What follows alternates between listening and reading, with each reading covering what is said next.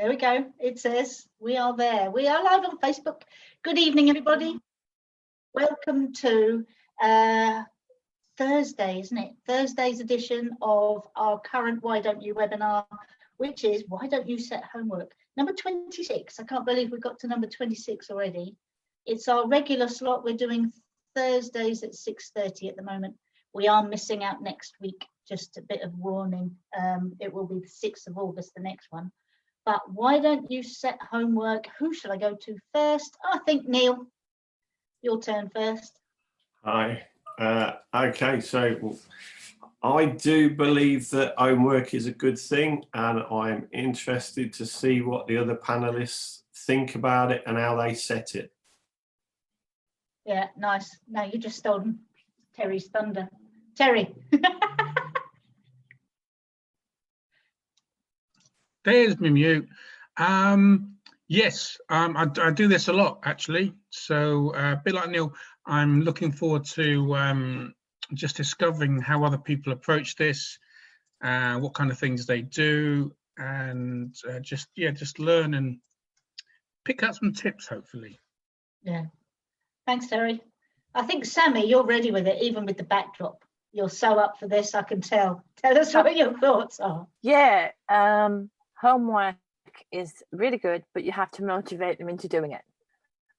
So usually at the end of the session, you can kind of look towards where you're going to go next, and then ask them motivating questions such as, so what can you do between now and next time? And how will that benefit you? And where can you go to find this information, or where can you go to do whatever it is that you need to do? So that's important, I think, to motivate them, not just give them homework, but make it worth their while. They're going to save money in the long run, aren't they? Because they're doing things outside of the car, outside of the lesson time. So if you kind of motivate them into that and say, well, you're going to save money and time in the car, then yeah, go for it. They're going to do it. So all little points we can bring up. So we'll try and bring those points up individually as we go through. Excellent. Thanks, Sammy. Kev? I hate it because it just reminds me of school.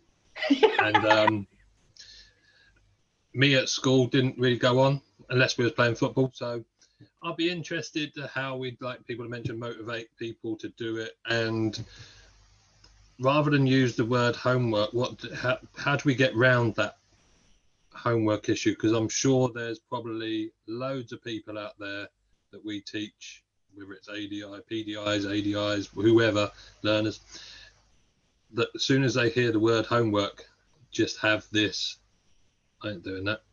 Yeah, so that'd be interesting for me, seeing how different people do things differently to get people to work away from the car. Yeah. My favourite one is to get away from that whole topic, because I'm like you. I even did some of you will have seen it on our group, and I did a chat, and I thought, because it just instills me with dread, and I haven't done it, and I haven't done it, and I haven't done it. Actually, I think that actually happened to me today with I haven't done my homework in something else, and it's horrible when you feel like you've let people down. And I think that's part of this. I think there's a whole issue. This is a bigger picture. But it is, one of the things I like to do is, I don't say homework, I like to dare people, because I think people are much more up for a dare than anything else. So when I sit in the car with full license holders, I'll actually just say, I dare you to have a go at leaving a bigger gap, and then come and tell me what you think. Send me a text message, send me an anything. And I think a dare is a better way of getting people to do. You get much more. A double dare works even better. But it's up to you guys. So what do you think? Have you ever double dared anybody to do anything? Obviously not.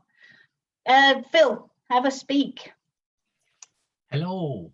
Yeah, I think with the homework thing, the important thing is, like, if you're out on a lesson and you have a question or something happens and you say, we'll talk about that later, you've got to make sure you talk about it later. So if you set someone any kind of homework. And usually it's easiest if it's a question and you say, well, where are you going to find that out? Look it up, come back to me next time and give me the answer, or we can talk about it then.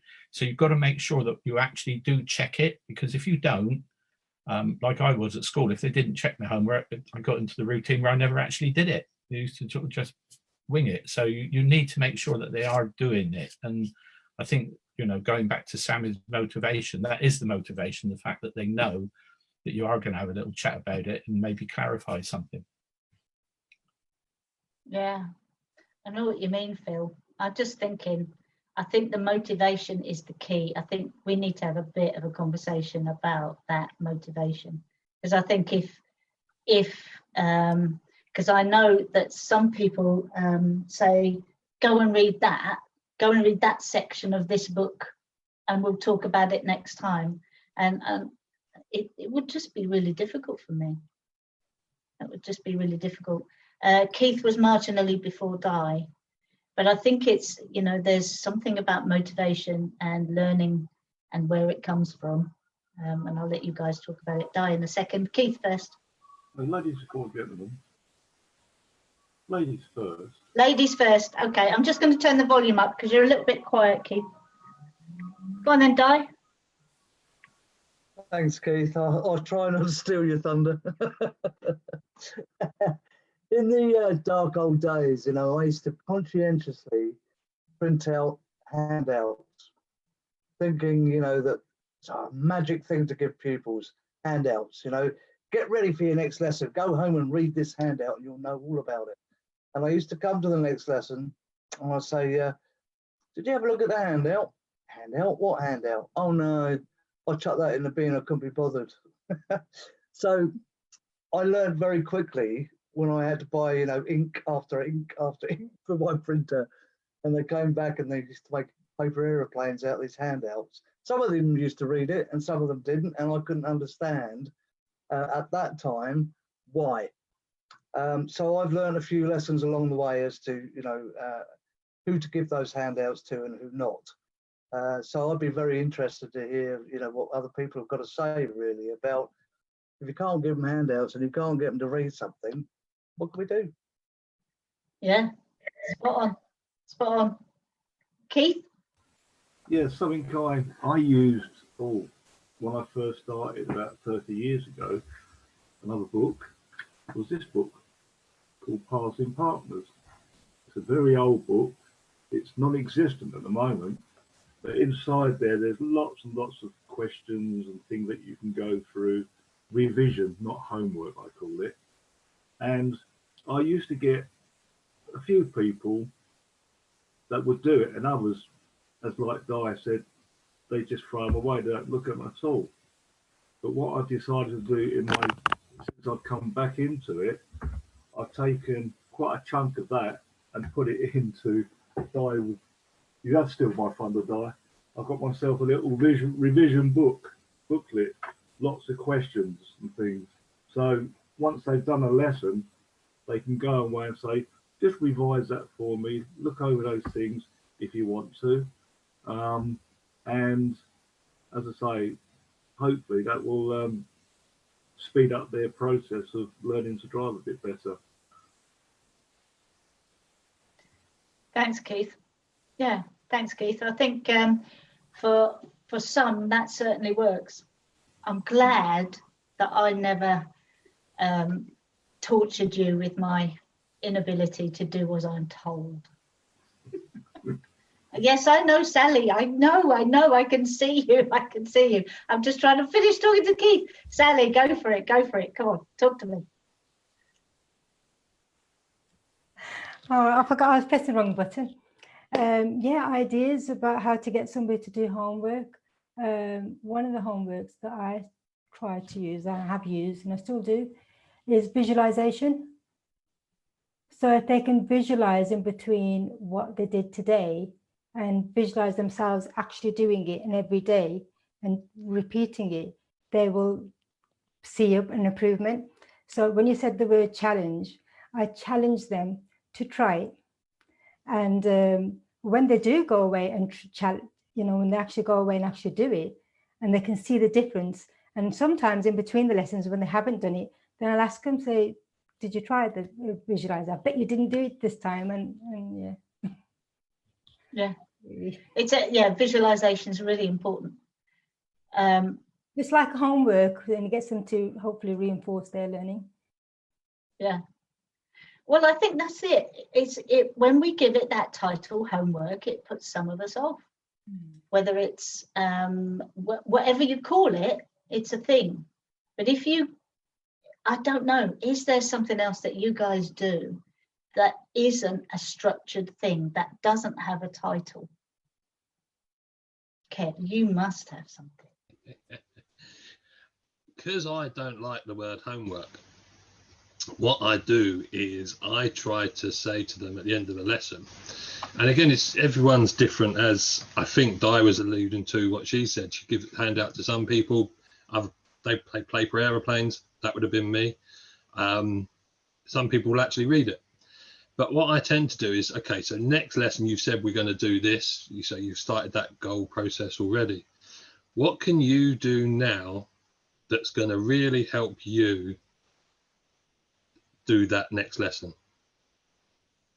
And as soon as I start putting my input in and telling them to do things, what I find happens is it becomes my homework or my suggestions. Yeah. When they start taking ownership of their own stuff, it becomes easier. They're likely to do it. Or if they don't, because they've said to me that they were going to do that, the accountability side of it comes in. Because if you turn up to somewhere and you're meant to have done something and you haven't, it's quite interesting conversation shall I have with some people. So yeah, so I'll leave it there for the moment because I could go on and on and on and on. But no, but I think that's it. That's one of the most important bits, isn't it? What could you do, or what can you do between now and then? It's such a lovely. It is that ownership thing. Reminds me of something Terry said a long time ago about. what drink do you want? Yeah, the pink drink, Terry. Here is a pink drink just for you. I'm glad you're learning, Fiona. You pay attention. Well done. You've done your homework. Well done. So you said a long time ago about when people take ownership of their mirrors, their use of mirrors, and you said, oh, I like it when you do that lesson and you cover them all up or move them so they can't see them, and I want my mirrors back. Can I have my mirrors back now? And I think that's it. The motivator then is therefore to change the emphasis on who's setting the homework. Sorry, my opinion, but I think I've just copied what you said, Kev, really. I've just said it in a different way. But it's the thing, it's that, just said it in a different way. Just said it in a different way. Anyone else? If you're changing it, yeah, Terry, if you're changing it, you've got to find those different ways. Go on then, Terry, let's have a story. Story, no story. I'm like Kev, I hate the word homework. I hate the connotation it brings up in people's heads. Their experience of homework, their experience of doing it well, their experience of doing it badly, the consequences of not doing it. It's all ingrained in us. You know, you don't do your homework, you expect to get punished, and I just hate that. So I don't call it homework, which I think helps. We call it voluntary home study, VHS for short. And that's it. It's up to you if you do it. I'm not gonna tell you off if you don't. You know the consequences of not doing it because it will slow you down. We might have to cover it next time. So if there's something that I think or they think that they need to do between lessons, it's VHS. And a VHS simply could be go practice something with mum. Yeah. Go walk over a crossing a few times. Yeah. It's something simple as that, or something more complex like go find out 6 different crossings and one unique thing about each one, or something like that. But I think just changing it away from homework, get away from that feeling of I've got to do this for next time. I think just changes the whole emphasis on it. Absolutely. I've really enjoyed it in the past when I had someone, she was quite extreme, but she loved writing things down. So she would write down every single maneuver and she would write it longhand. And it was beautiful script. I even remember her name. Oh, someone's fallen off. I even remember her name and her beautiful script. She sent me an email update every day of what she'd been thinking about in the week before her test. So for her, that issue was totally voluntary. She just needed to know that I would be reading it. So it's an interesting process, I think. But any of you guys, because we spoke about all the other things that you can get people to do, the mind maps and the bullet points, do any of you encourage that kind of thing? You know, where you were talking about going research, which is about, it sounds like more to do with theory or lesson structure or subjects that people are going to cover. But what do you do if somebody really needs to take a look inward? What would you guys suggest if somebody needs to look inward about making some sort of progress? I'm thinking more thoughts and feelings, which has more, you know, in terms of barriers, I think. Any thoughts, guys? Sally? So sometimes I'll have a discussion with them and ask them to go away and watch the difference how their parents would drive when they're late to drop them up, you know, like their siblings off at school, compared to when they do just a normal family day out. How, if there is a difference, really, to be fair, and whether they've ever seen or noticed, you know, go away and see if there's any differences in their personality and the driving behaviour. Yeah, nice. What sort of things do they come back with, Sally? They do. They come back with, oh, they noticed how they were getting close to other people and they're in a rush to get somewhere, and the way their parents get very ratty with them because it's their fault, you know, and other drivers and everybody else are the bad drivers.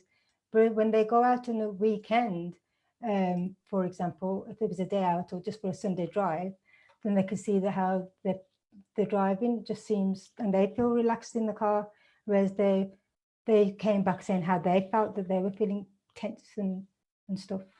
Yeah. So their thought processes after that? Oh, it was about just to raise the awareness of how people's driving behavior changes, to recognize it, really, to be fair. Really, it was more about that. And then have the conversation about it afterwards, when, as you say, follow up what you've asked them to go away and do.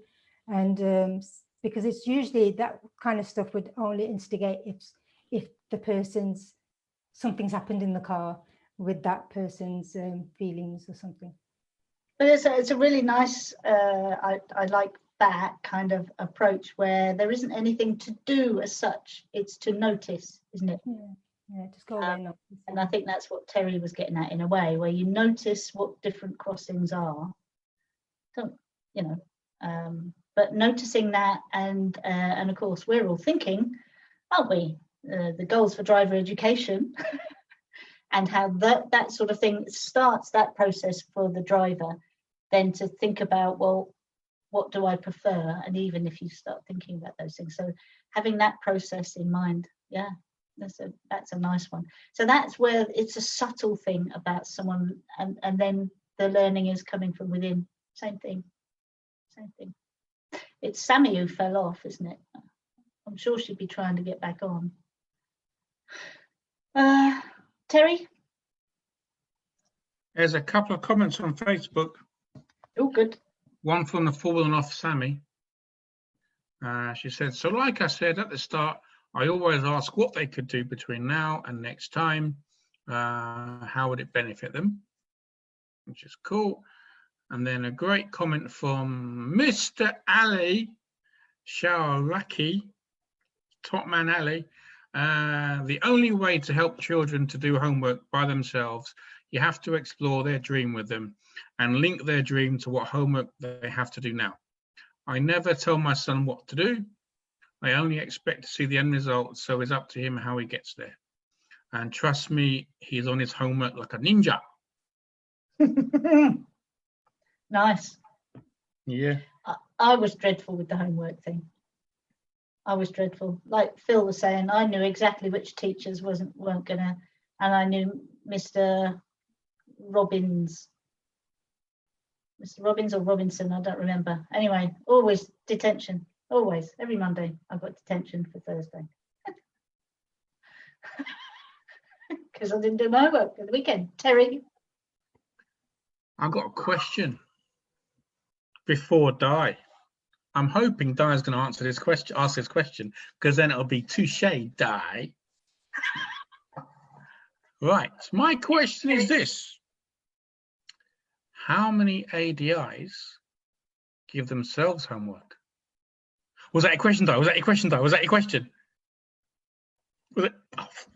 It's a really good one, Terry.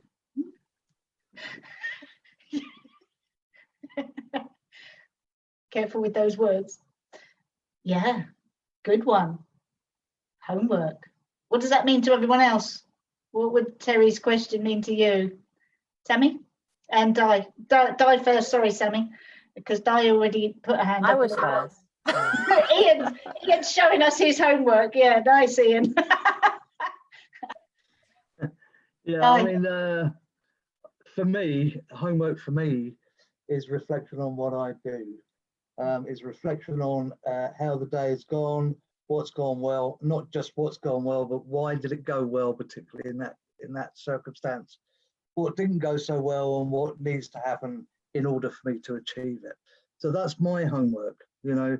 But going back to what somebody else was saying, I think it's really, really important that you put things into perspective for people, something that actually means something to them. I think Ali is absolutely right.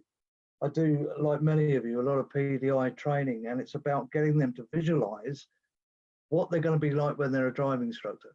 You know, how does that look to them? What is it they're trying to achieve? How do they see themselves in this role? Because I think a lot of it is all about roles. You know, it's not about us teaching them so much. It's about them becoming who they want to be. So therefore, they have to visualize that. And it's a bit as same as Sally was saying, you know, it's this visualization of being that person with that role. Forget about the test. It's nothing to do about the test. The test is just consequence. It's just about how is this going to be for you and how are you going to get there? So, yeah. Thanks, Di. Whether you want to be the driver or whether you want to be, and how would that look, feel, or sound like? Sammy? I was going to say reflection, but Di stole my thunder. So yes, I use reflection a lot, and if there's a why question, I have to find out about it. So if I need to either ask somebody who I trust, give me the right answer, which is important, or read the correct document, or find out for myself, to learn from within for myself, I'll do that. But it's all about the reflection for me and the whys, the questions, question marks in my life. I need to answer them. And that's me. Excellent. Excellent. Kev? Yeah. See, I was just getting my voice ready. And it's just reminded me of a conversation I had once with a young lad who wanted me as a driving instructor for him.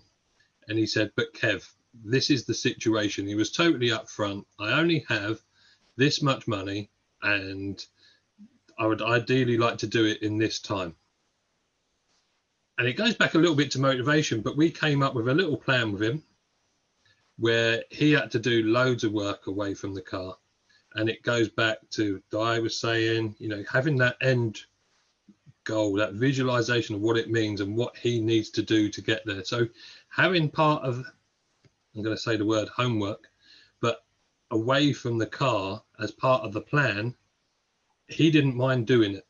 He could still do it in his own way. He could go out. He didn't have access to a car to drive, but he could go and watch people.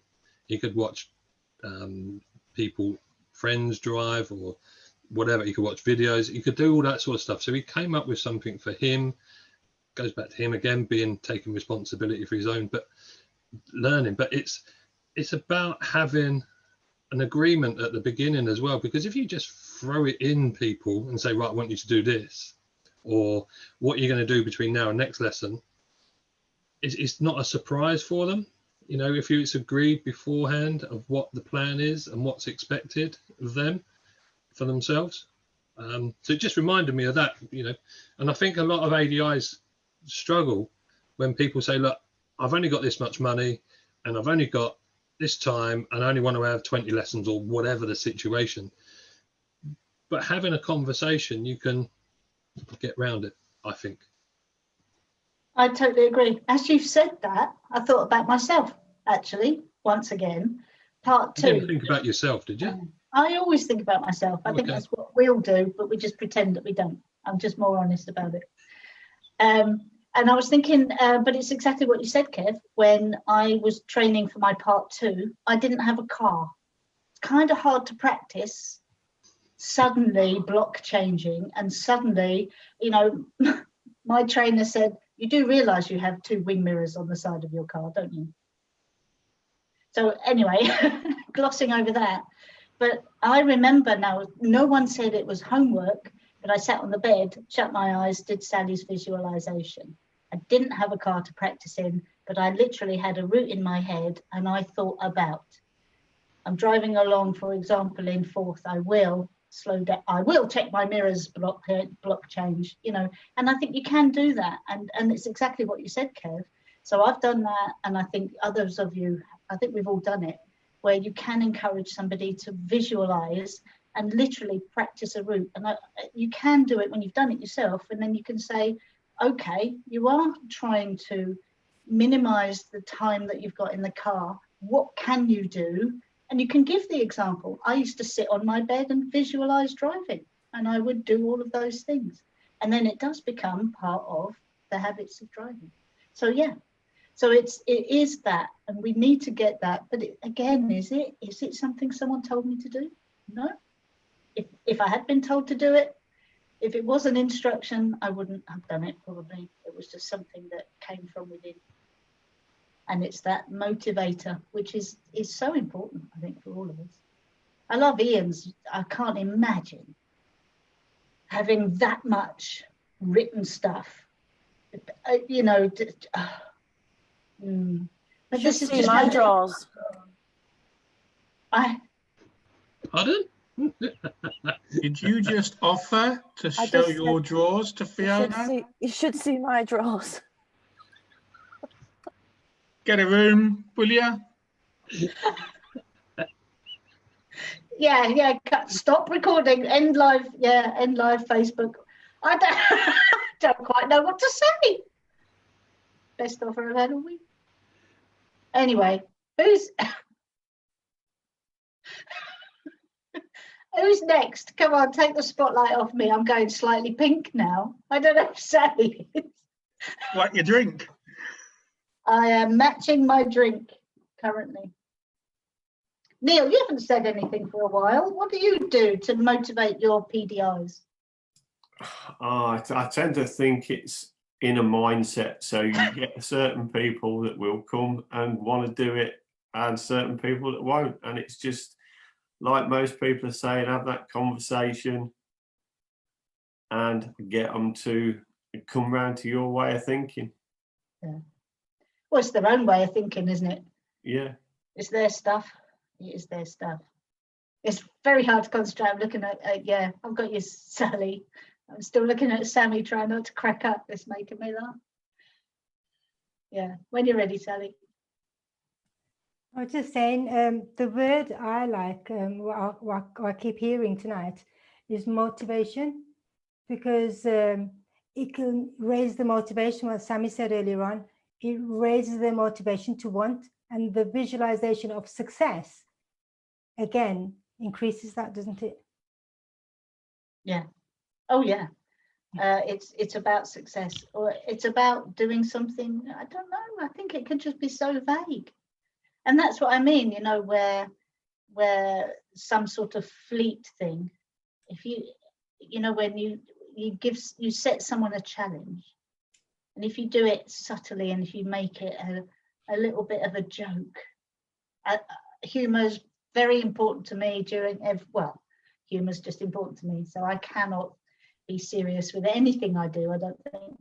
But sitting next to somebody, Siri's just told me he's always serious. So, but sitting next to a fleet trainer, a fleet driver, having a conversation with them, why don't you, funnily enough, why don't you ever go? Just see how it goes. Sammy's going to show me a book. Sally.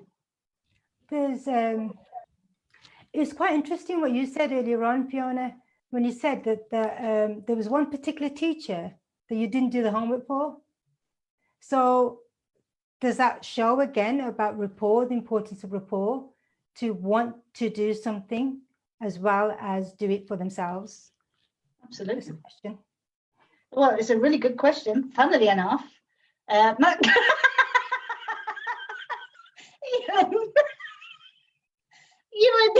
You and Sammy are just having a competition. Who's got the biggest piles? So, Sammy, I'm not sure who's got the biggest piles in your underwear. Fiona, Yeah? can we think before we speak? It's live on No, I am Facebook. doing that on purpose. I'm not quite sure who's got Good. the biggest piles in their drawers. I'm really not sure. Sally, going back to that, yeah. Yes, it was Mr. Robinson and it was biology. Considering my first career was nursing, you'd think I would have wanted to do it. But when you're doing experiments on mouldy soup, then, you know, that's not really it for me. Doesn't do it. Di, take me away from this madness. Yeah, coming back to this motivation, you know, I mean, I hated school, absolutely hated it. I hated homework, I hated the subjects I had to do. I went back to see my teachers back at school and they said, what are you doing here?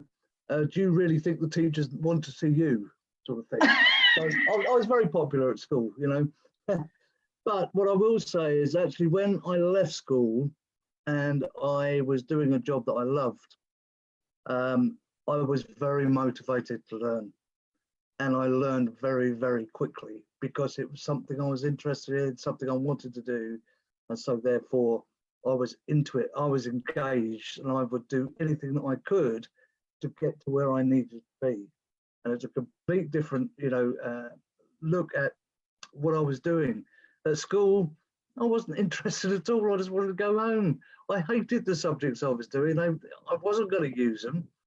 You know, it was of no interest to me. And I think this is sometimes a problem that we have in driver training, in as much as the people that we're trying to teach have no motivation to learn to drive.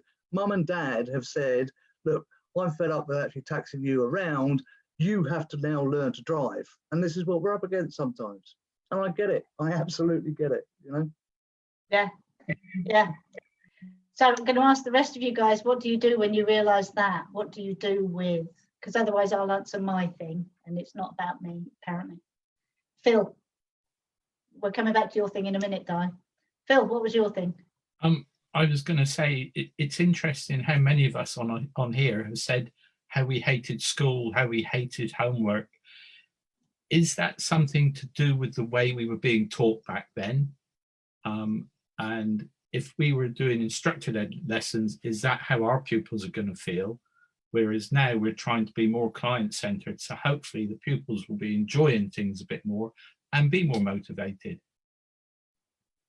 I hear what you're saying. If they're coming to us already motivated, that's absolutely right, Phil, and that's spot on. And that's where, when we do tailor a session to the client and tailor more any enjoyable, more fun for them. I think that's the thing, so that they actually enjoy what they're doing. Yeah, enjoy what they're doing. So Di asked it, but what do you guys do to then motivate? Yeah, Kev, go on then.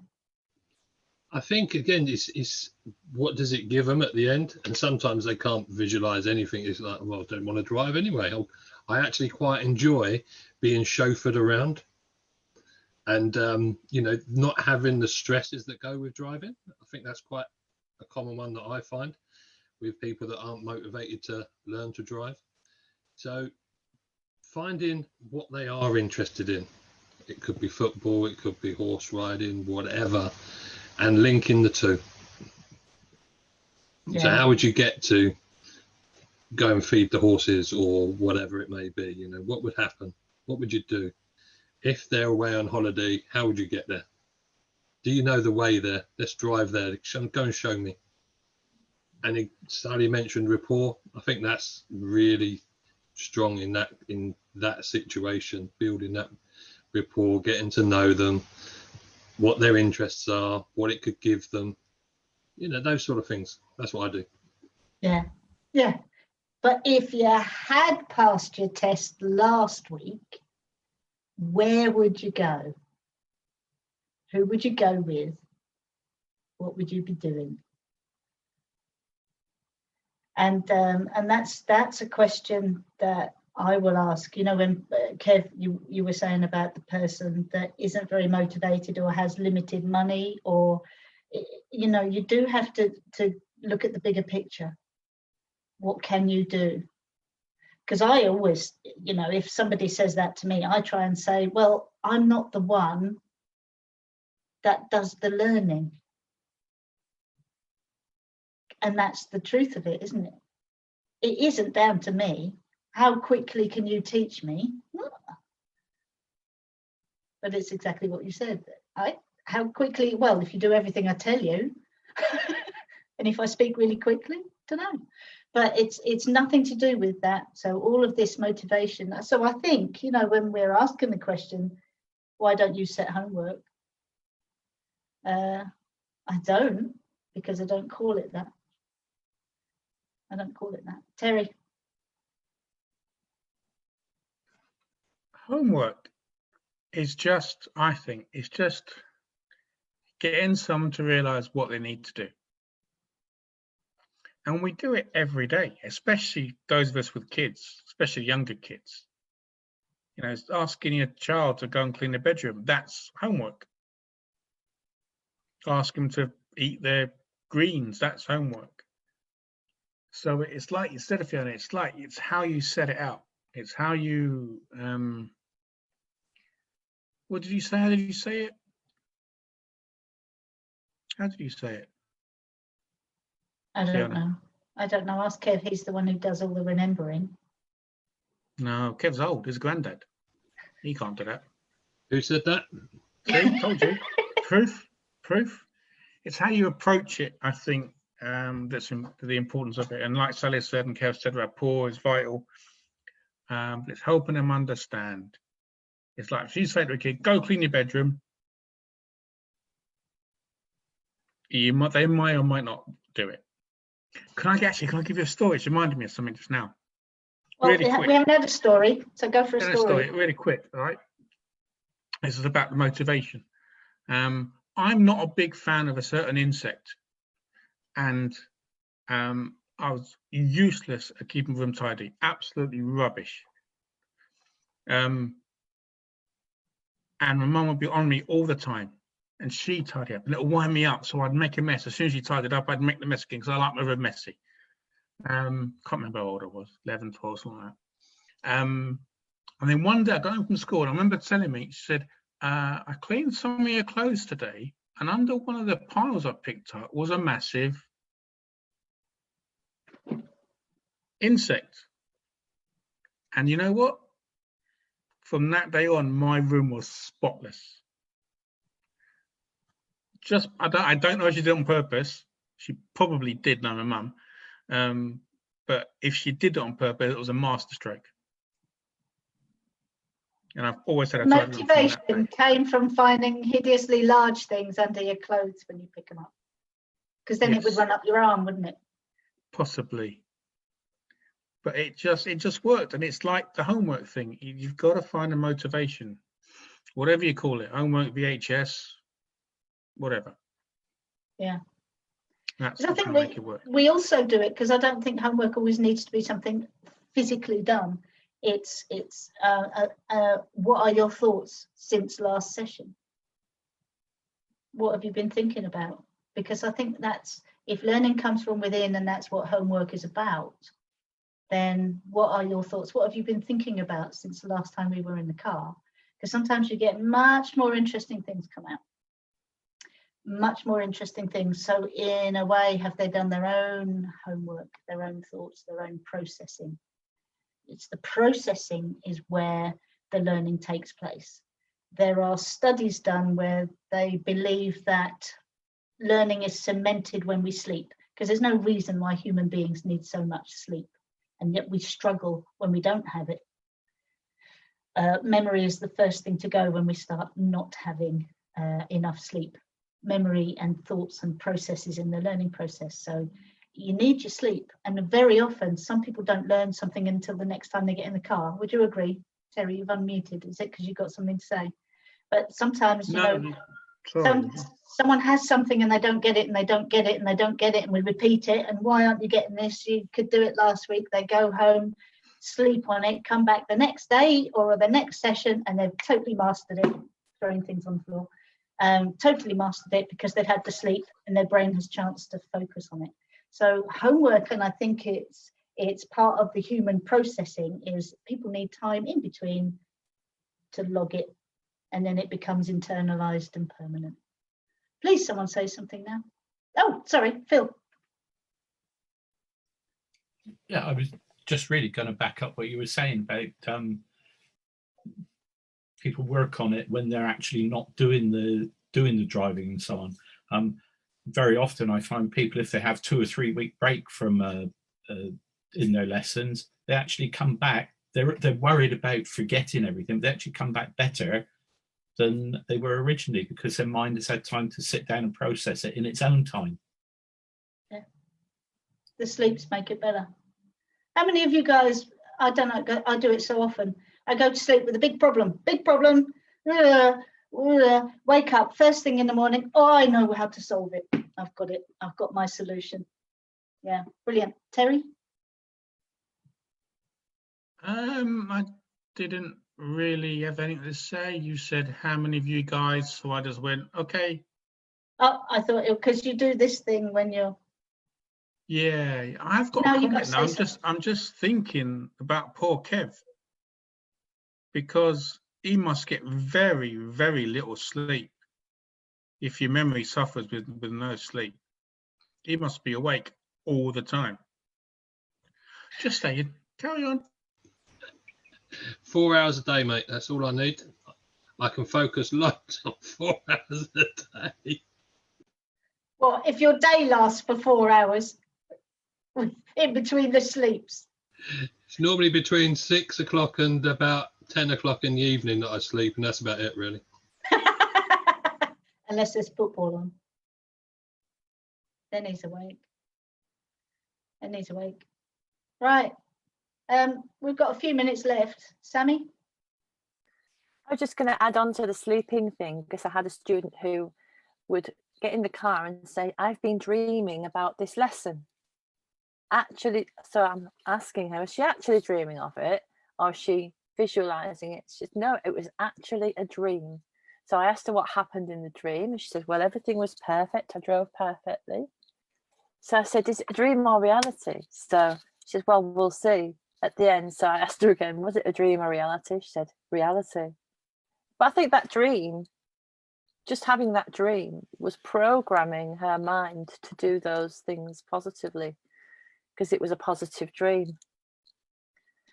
What do you She think should to have that? given her information to the scientists that are doing the studies on whether sleep helps with learning processes. But I can't see that it doesn't, because it really makes things. Hello.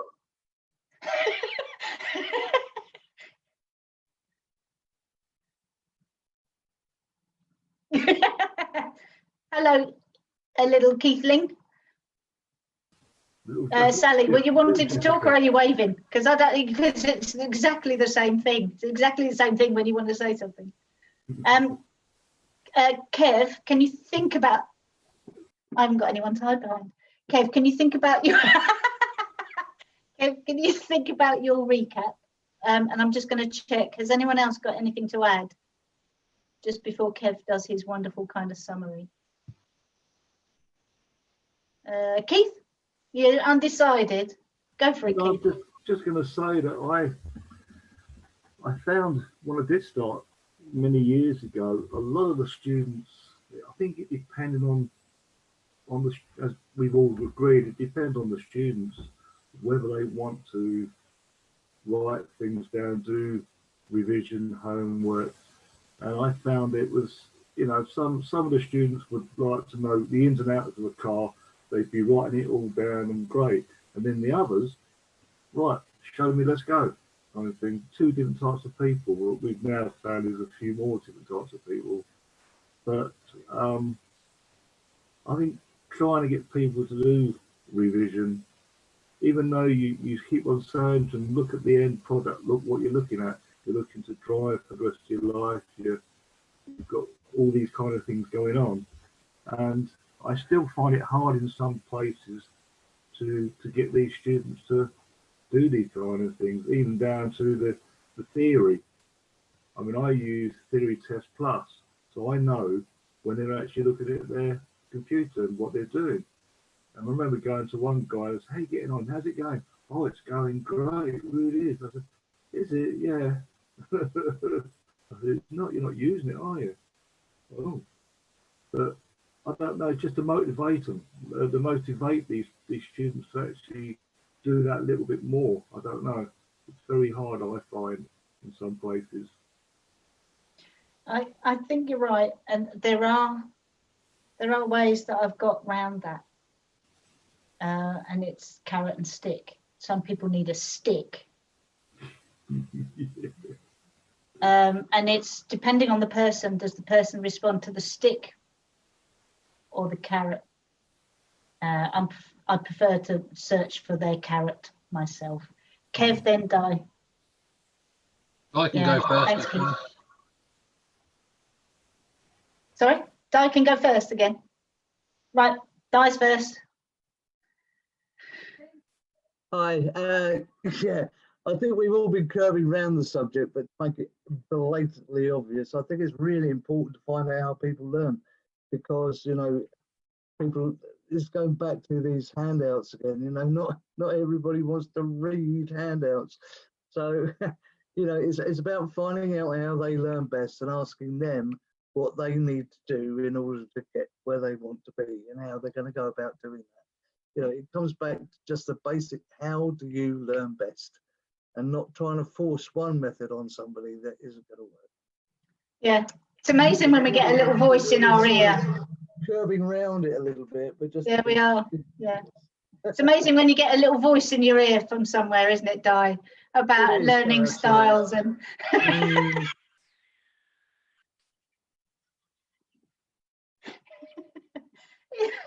It's amazing. Was that Keith saying something? Somebody put their hand up. I was just going to say on what Di's saying with the learning styles.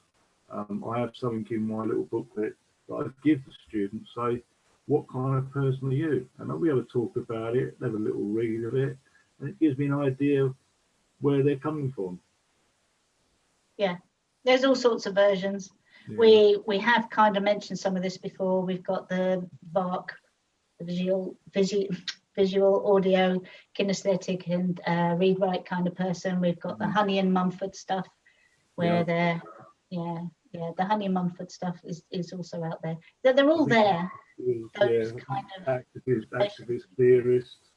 Yep. Pragmatics, reflectors. And they all fit within the two. Have you thought about where they fit within each other, Keith? They literally lock in, and you can have all of those things together. Ian's probably going to get out a piece of paper with them both on. When I first started, I used to say there was two types of students. You've got the students that go to the posh schools that need to know the ins and outs, and then you've got the council schools that say, right, let's go. And I've never found it that black and white, Keith. Never found it that black and white. But if that's what you found, then we'll go for that. Sammy's got two hands up. That means she's got two things to say. Ooh, I'll keep quiet then. I was going to mention learning styles, but then Di stole my thunder. No, I was just going to end on coming back to motivation again. that if you finish the lesson on a high note with that really positive feeling that they get from that, that helps motivate them to have further success. So with the emphasis on the focus on the success, that is a big motivator in itself, isn't it? Yeah, I think they're both really linked. What Keith said and what Sammy said, they're both linked. If you don't know how somebody prefers to interact with their learning, you can't then motivate them. So you need one to help the other die. I can't believe Ian isn't showing us a book on learning styles right now.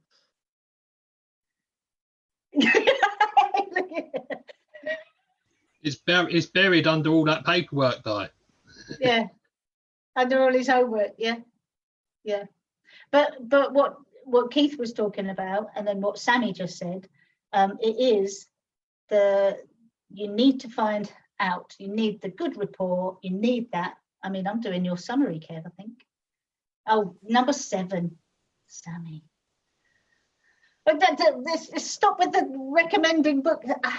Can we get shares in these books? I don't know if we can get shares in these books, or has some people written their own. What's the book called, Sammy? I missed it.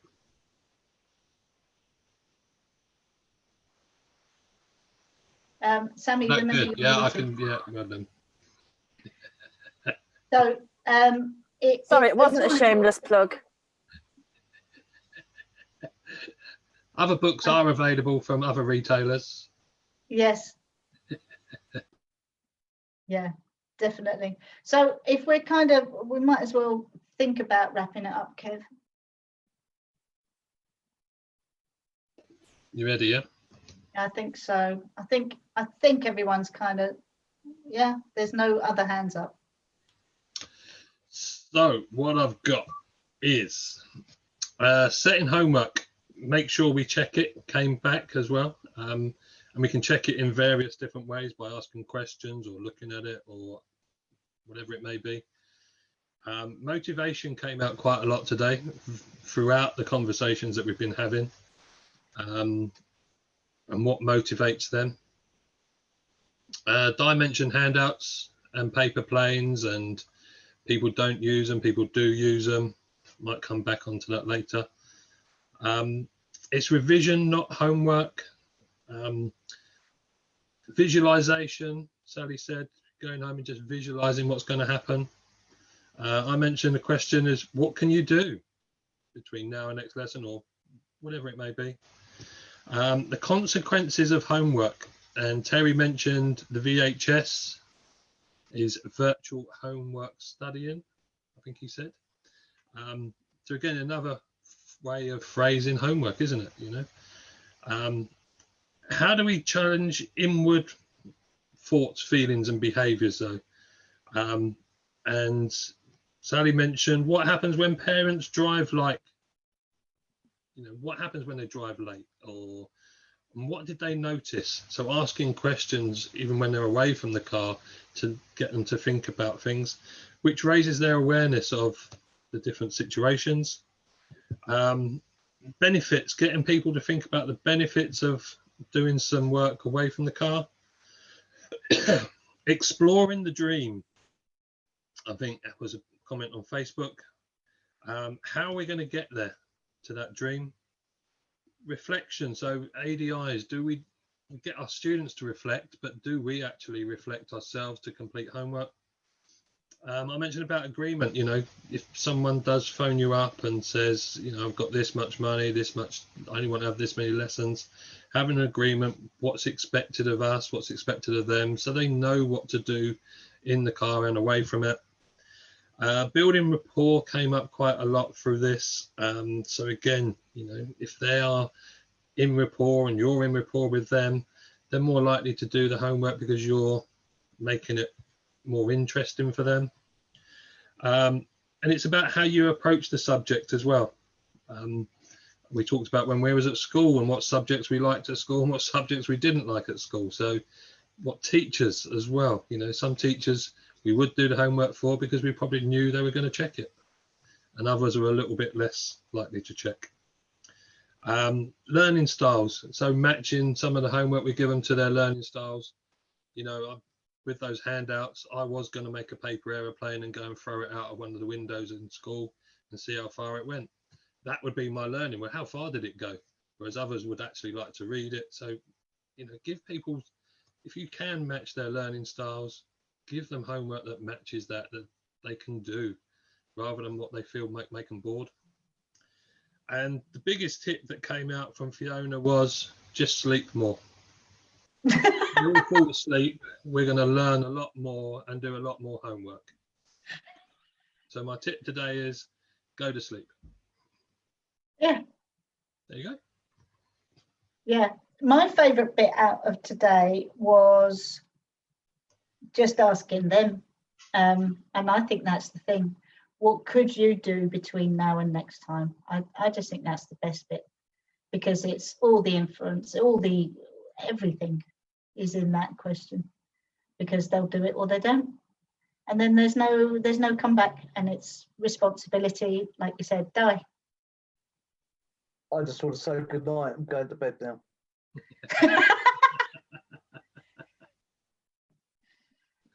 It's when the learning is cemented, but it's also quite pleasant to go to sleep, isn't it? It is quite pleasant. Thank you very much, panelists. Thank you, Fiona and Lee, sitting in there as attendees.